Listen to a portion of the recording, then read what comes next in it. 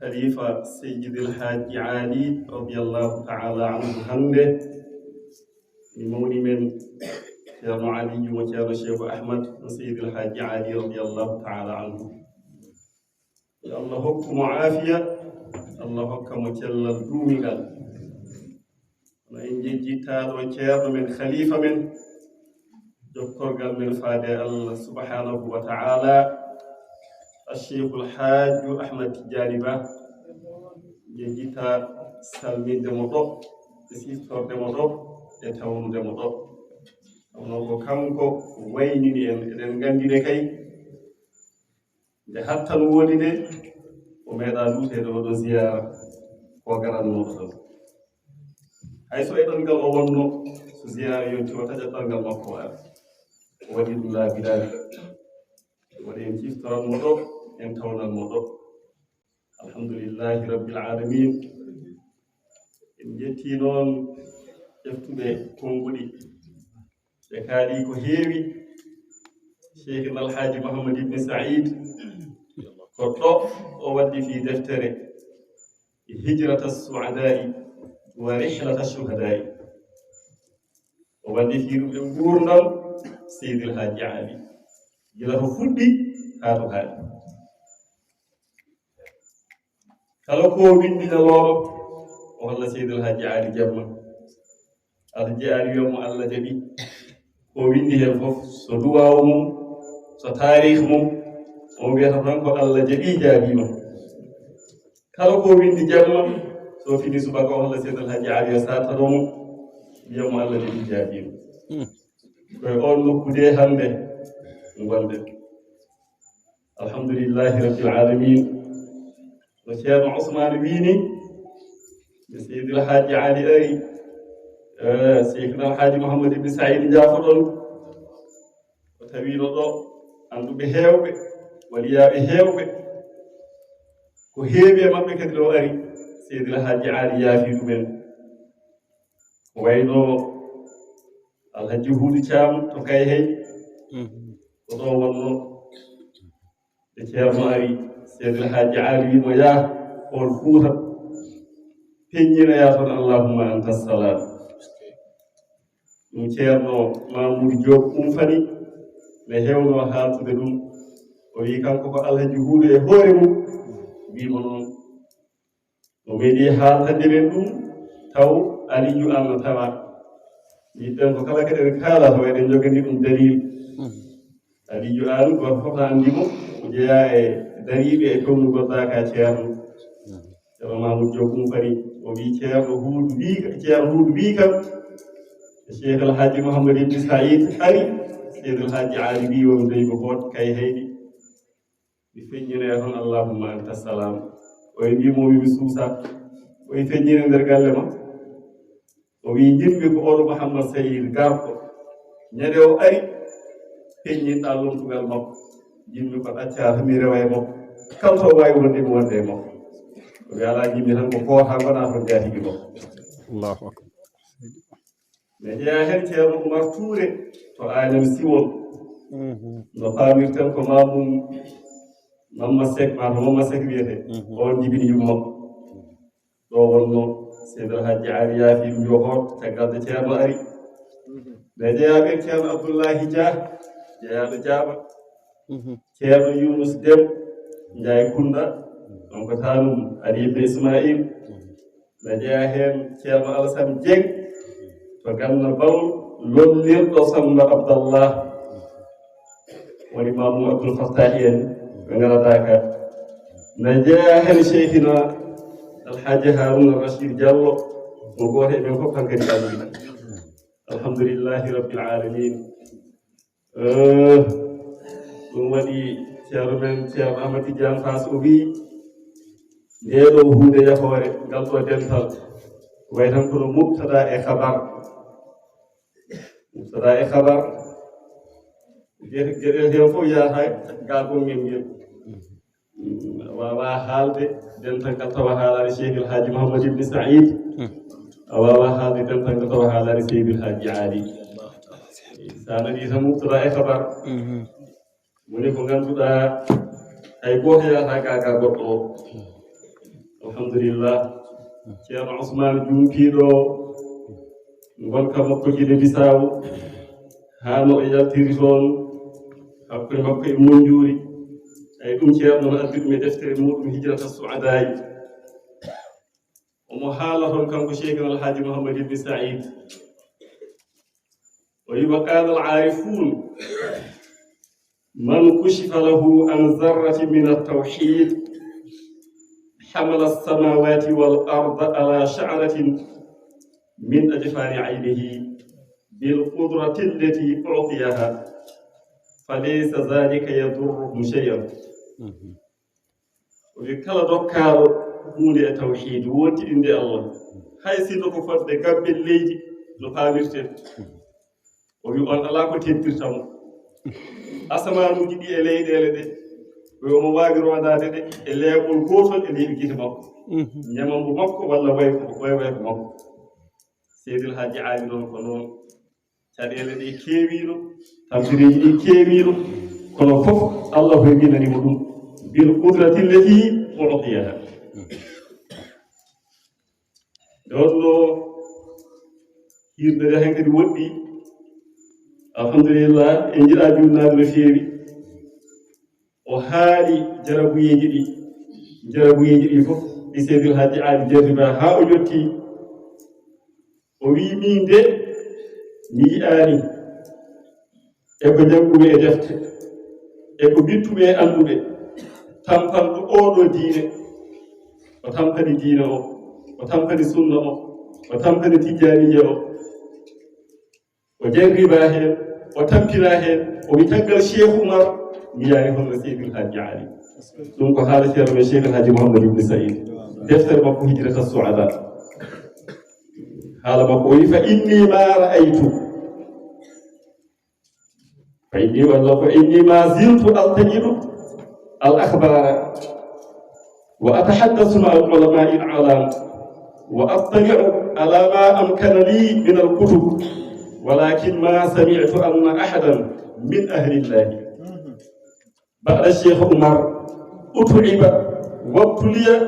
مثل ما ابتلي به هذا السيد في بلداننا نحن معشر أهل هذا الأفق لأن قومه جهلوا عليه غاية الجهل ورموه في نفسه وعرضه وماله وما تعلق به فما قصروا ولا نووا إبقاء شيء لولا صيانة الله التي ورثوها من النبي صلى الله عليه وسلم وهذا شيخ الشيخ الحاج محمد بن سعيد نقوم بنتهم شيخ عثمان هاربو ويبياني تمكنا لأمور دينه جربا هين تمكين تقل شيخ مرحوم سيد الحاج علي ويقول نوكو تمكنا هين كفو غاي هودي وبي دون وكالا دون تدو نلا صلى الله عليه وسلم كما ويمون أو أدفن مثال جمال محمد البصيري كم يد عن نبيه كفها الله وفي الخلق كثرة مجترا heewi jungo bongo yinnogo yottade nelaɗo sallllahu alih w sallam kono allah suri jungo ngo wasi yettade nelaɗo e tagore nde nayi mabɓe keewal nayi mabɓe cuusal e jabaragal o wi ko seydil haji ali en goone ko noon tan oye ɗum wimata koye haqqille oye harun rachid wi aali aɗima e am almuɗo seydil haji ali wonata ko jomi teeɗo wonata jomi to fawde nokku goɗɗo ɗum waɗi ceerno mbimo mo yomnino jimɓi cheikh harouna rachid woni ɗeɗo yimre sen mbawi filtere fof bisimilla so tawi waktu o heƴani hayso jimɓi ɗi tati barkinoɗen hen o wi ko taraktu fu'aadi fi khilali diyarihim fa kayfa udari aw uɗawi uluwami wimami ɗiɗe ceerno ari hewɓe maɓɓe jafanomo yo jaa liggoyo diine o dental ngal sayru maggal no ngal fuɗɗorimi yoɓe jaaɓe caakoye ɗum e aduna he fof nde o yehi noon kanko harun rachid o yetti ɗaybata foroya o wi taraktu fu'aadi fi khilali diyari o wi mi ari kono mi ardani ko tergal ngal tan ari kono darna nde mi ɗaccii ɗum toon kamɓe koye maɓɓe ɓe nganndi o ardaani waɗa wi fa kayfa udaari aw udaari uluba min omo yiya yimɓe ɓe no pela mo no wayni e sif makko eɓe njiya makko o ardaani en mbawa faamondirde en mbawata faamondirde ko ni tan Allah feeñiri en ko ɓernde nde tan annudu ari hono ɓernde nde ko hon heddi taraktu fu'aadi fi khilali diyarihim o wi ko diyarihim yin galleji noon o wi diyarun bi ahli ilmi wal juudi wat tuqa wa man yaktarif min man bayil ilmi ya'lami wi ko galleji yimɓe gandal yimɓe kaaraytiragal joomiraaɓe kulol Allah andi ɓe ko ɓen ɓe gondi sifiiɓe ɗi sifaaji tati gandal kaaraytiragal kulol Allah oyo ɗum waɗi ɓernam nde heddi toon way kono goɗɗo wiimo wonde hol dalil ma ko diyarun li ahlil ilmi ko ɓe yimɓe gandal o wi waman yahtarif min manba'il ilmi ya'lami mo wefƴi e maayo gandal e oogirde gandal sikki alaa o annda tawa ko ɗo seydil hajji aali ɗo ko ɗon ɓe ƴookata ko ɗon ɓe jarata ko ɗum woni sababu mbimi koɓe ahlul ilmi diyanu li ahlil ilmi o wi ulaika ahlullahi fi kulli halati koɓe yimɓe Allah e kala sifa maɓɓe dille maɓɓe deejere maɓɓe e kala ko ɓe mbaɗa yaandu ko Allah wata hunde fof ɓe tawni ɗon Allah fi kulli halati wa man ya'tasim billahi la shakka yu'sami kala mo reetori Allah mo wondiri Allah on Allah wondani ɗum tan ɗum waɗi kala no ɓe tifori eɓe gondi e Allah no mbimami ni eɗen tawna ko haala ceerno men wonɗo ko haala Haruna Rachid kono ko ceerno woni e reftude e haala makko no sifori Madina Seydal Hajji Ali wuro ngo no sifori ceerno no sifori dental ngal o wi ahabbu iyalillahi hum ahabbu iyalillahi o wi ɓe ko e ɓurɓe yiɗeede yimɓe Allah ileyhi ɗo Allah ɗo noon ko nafa'an wa khashyatan ko sabi nafoore maɓɓe e sabi kulol maɓɓe Allah koɓe Allah ɓuri yidde wa man yanfa ala llahi yukrami kala nafɗo tampane diine Allah o nafi juulɓe o wi sikki ala on teddat teddinteɗo Allah ɗo woni ahabbu iyalillahi naf'an wa khashyatan ilayhi wa man yanfa ala llahi yukrami yimɓe ɗe no juuti mi jiwa heen jimɗi haa ɓaroyi heen madinatuhum bahrun min ad-dini zahiru yimɓe ɗe no juuti alhamdulillah bismillah o wi alanu qulubal ahbiya fatazahamu ala babihim min dakhilin wa musallimi o wi ɓe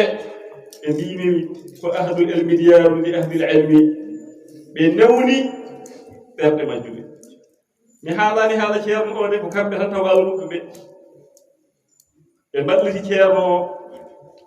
e ko woni e mum ko diine o e sunna o kamɓe paggitoy to yimɓe ooñiiɓe mankaɓe peewal e mbattat men e peewal ko adiri yo toon Seydil Hajji Ali fatazahamu ala babihim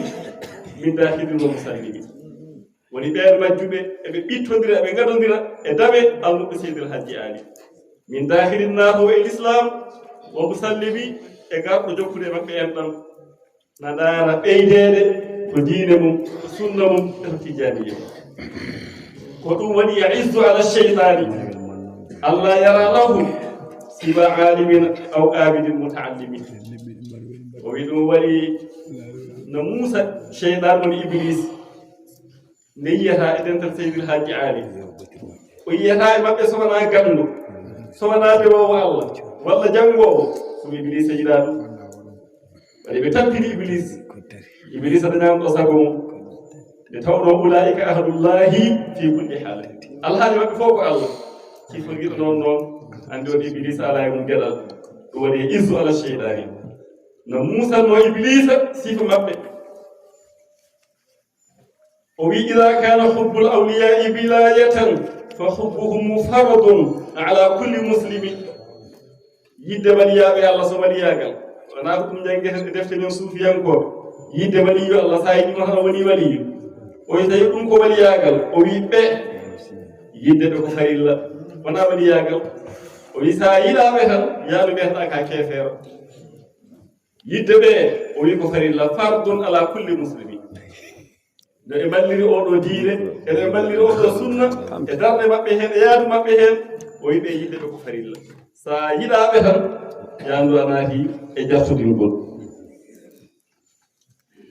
madinatuhum bahrun min addini zakhirun wa shaykhuhum fi lilmi gayru musahami madinatuhum bahrun o wi wuro maɓɓe ngo ko maayo wen feƴƴolingo ko baŋnge diine sa nani ɓe peƴƴe won ko mbiyeten maayo ngo ndiyam ɗam ɓamtima maayo ngo finni diina ne heewi ɗo e leemaayo woɓe peƴƴe mum ɓamti andi mo wiyata mone heewi ndiyam ko noon diine wayi hewde e ngo ɗo wuro o wi ko ɗum waɗi min Harun Rashid ɗaccumi toon ɓerdam nde ɗum waɗi wata pele kam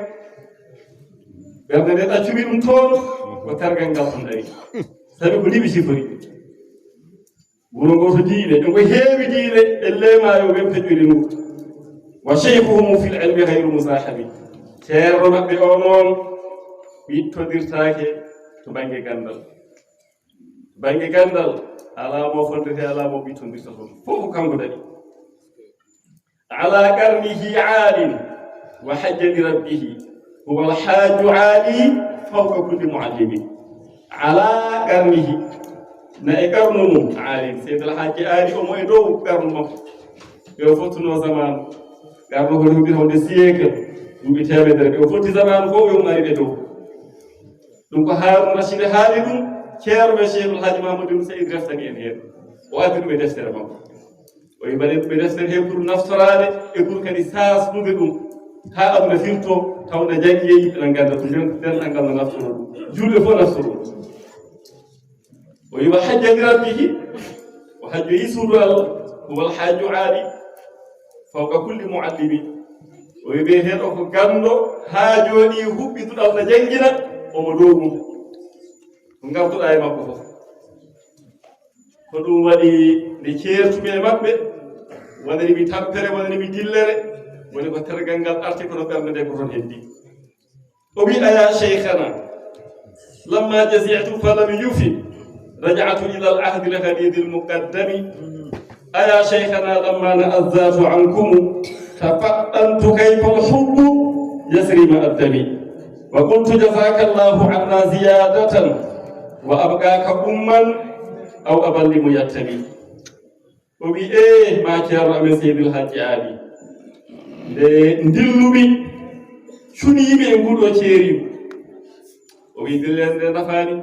cikkanno ko somi dilli tan nafat kam o wi luttimi noon e aadi tekkuɗo aadi tiiɗɗo o woni ɗo gonɗa eɗo gondi fof ko eɗen gondi ga eɗen gondi toon tawnumi ɗum mbele joo hoyɓinana kam musalla ceeri o wi kono e heeɓa ceerno men seydil hajji aali nde zaati am o woɗɗiti on ko nden ngandumi no gilli dogirte e nder ɓanndu no sirkila no ƴiiƴam sirkinirte e nder ɓanndu mi mbeɗa anndi kay yidde no woodi kono ko e nguuɗo ceeriigu ɓeydimi jenaneede ɗum tafattantu kayfa l hubbu yasrima addani mbimi noon yo Allah yoɓe moƴƴere e ko mbaɗanɗaa men ko yo Allah yoɓe ɗeydaare yo Allah hedde ka meeɗe ka baaba wonande al yatim wa abqaka umman aw aballimu yattami alimta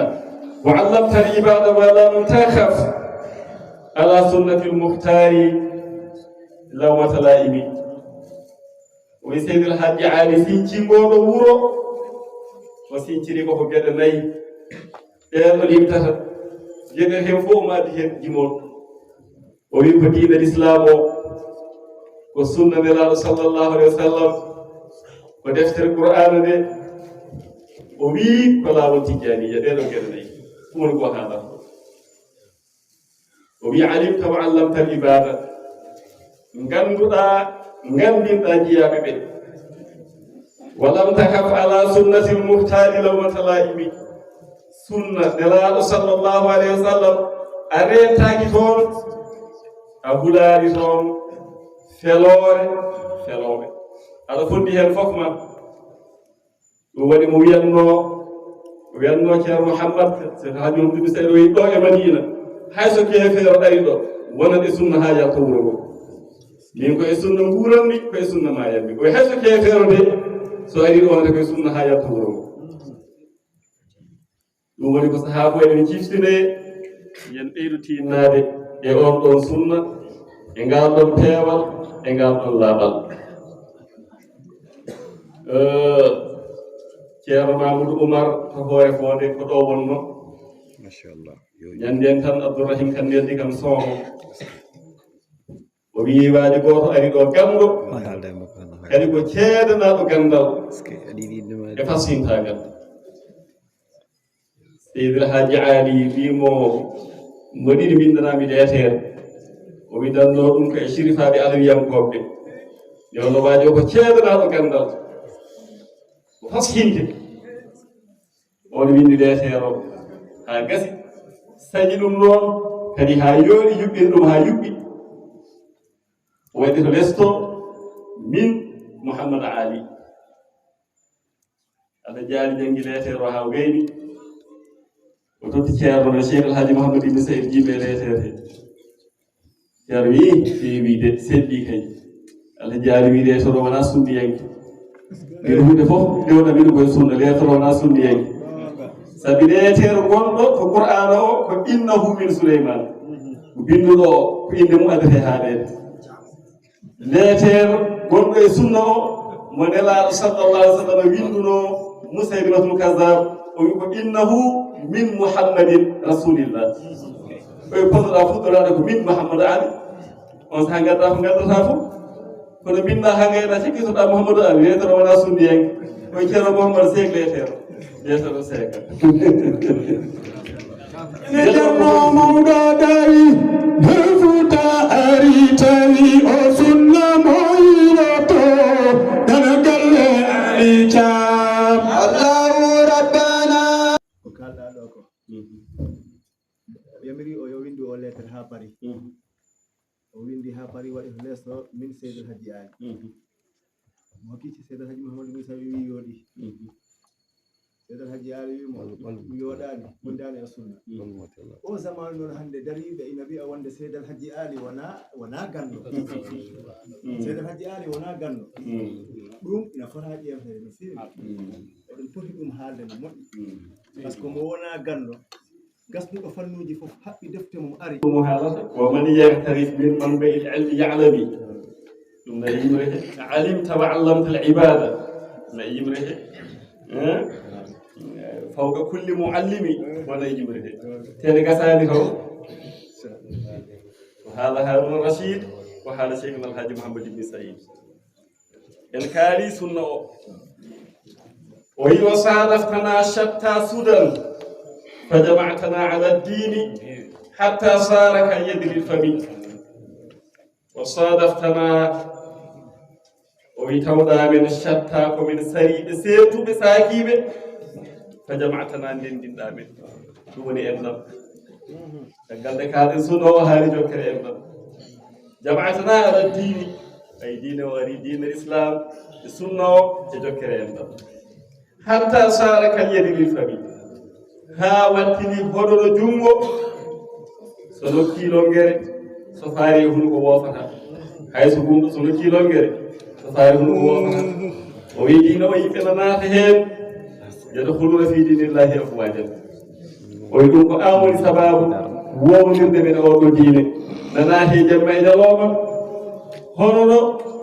longere faarade e hunko wofata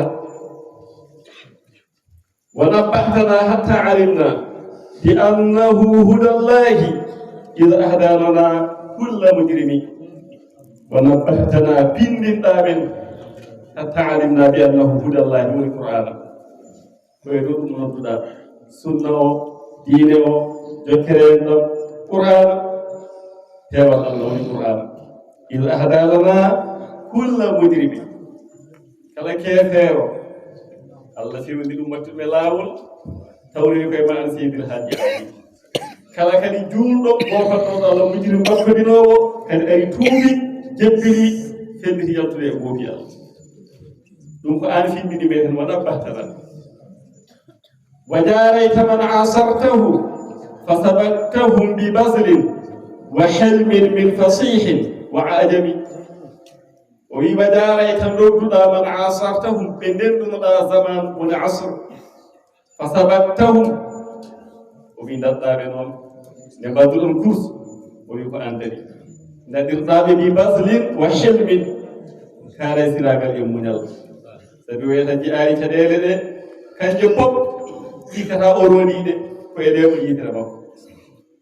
o wi asamanuji ɗi e leyɗele ɗe o wina heeƴi e leɓol gotol yitere makko ɗum gandirta neɗɗo o ko joom hunde nde so wona joom hunde wawa wade noon arif billahi jottiɗo Allah yeyyeytata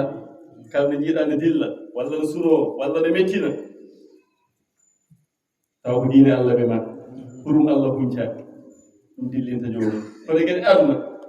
so dillini neɗɗo o tan andu o wona kañum woni ɗo arif billahi ne weɓi heɓtinde dillinta ɗum tan ko huncede hurum Allah kono kadi ɗon aduna so dillini neɗɗo ya anduna manki o wi nadirɗaɓe bi baslin wa hilmin kaare siragal e muñal kaare siragal ko hunde mantade e banggueji fof o yimede ha e suufiyankoɓe na kala ɗum neɗɗo joom gueɗal wonata ɗawowo nayɗo so waɗi nayɗo tan kadi hunde nde ala ɗo mum ɗo khalifa nayɗo khilafa ala e mum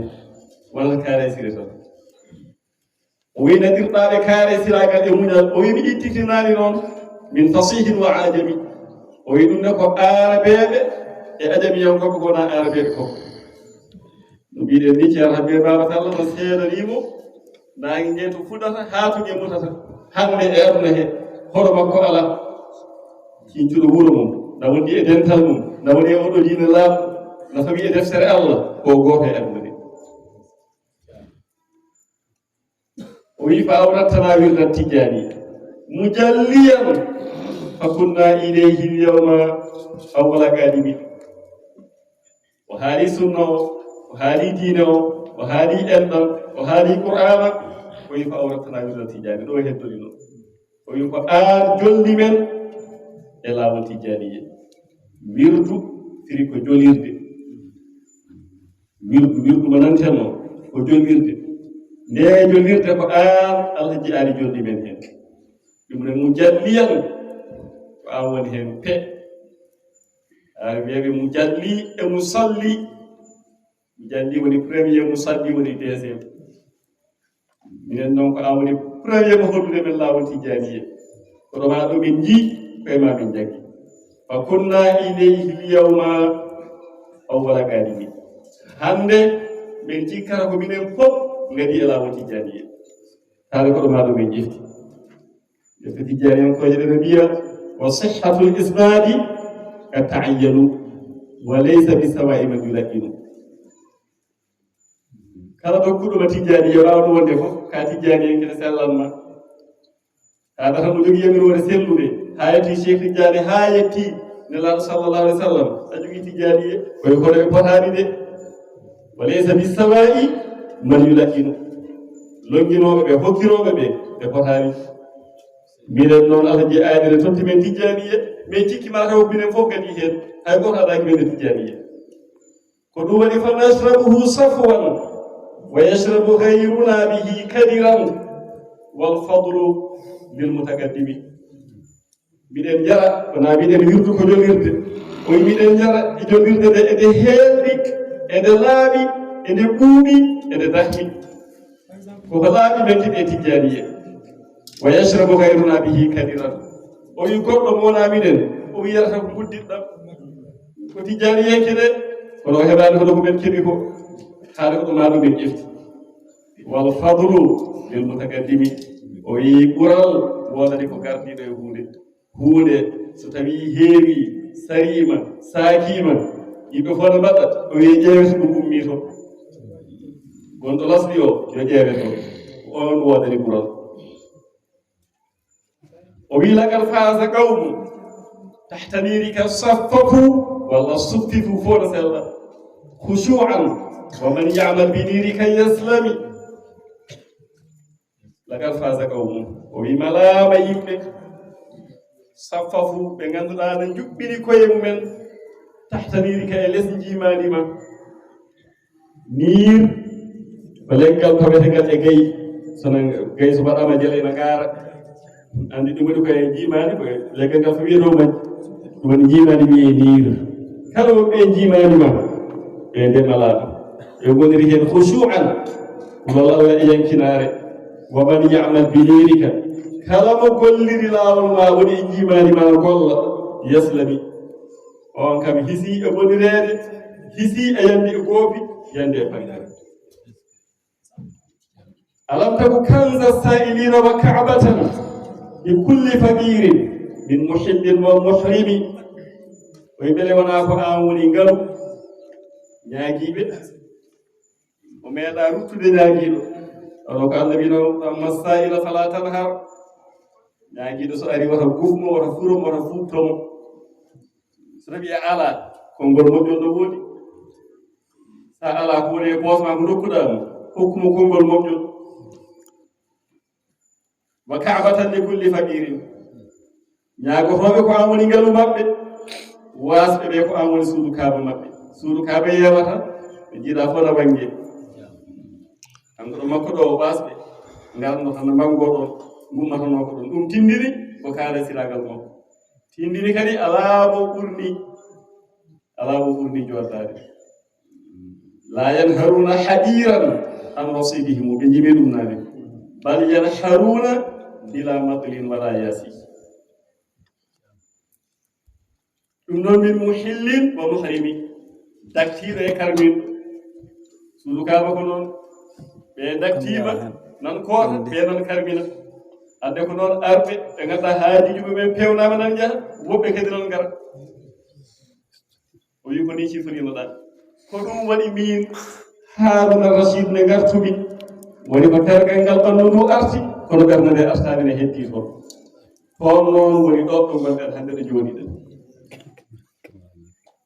alhamdulillahi rabbil alamin o wi alam taku kahfal khaifina ida awaw wa ghaytha al-ufati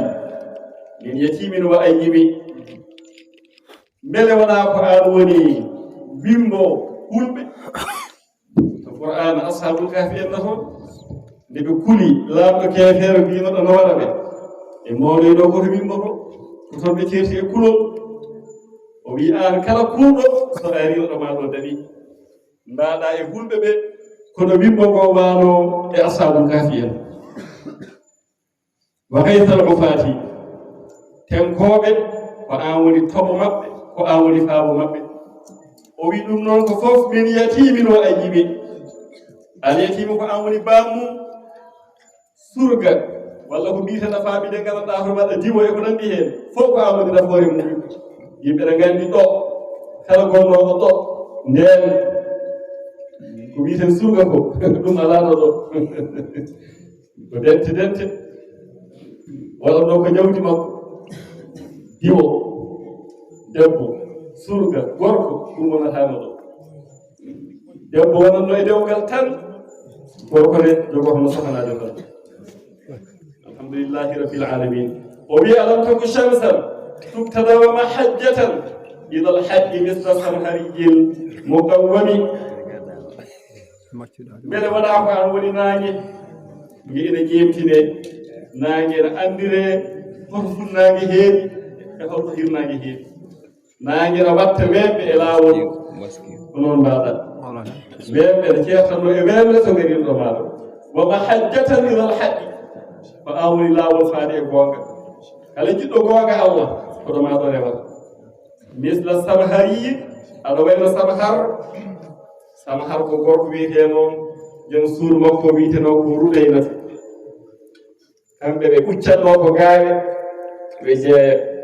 woni kala gaawal moƴƴal hayso wona kamɓe ɓucci ɗum paskiti nde e maɓɓe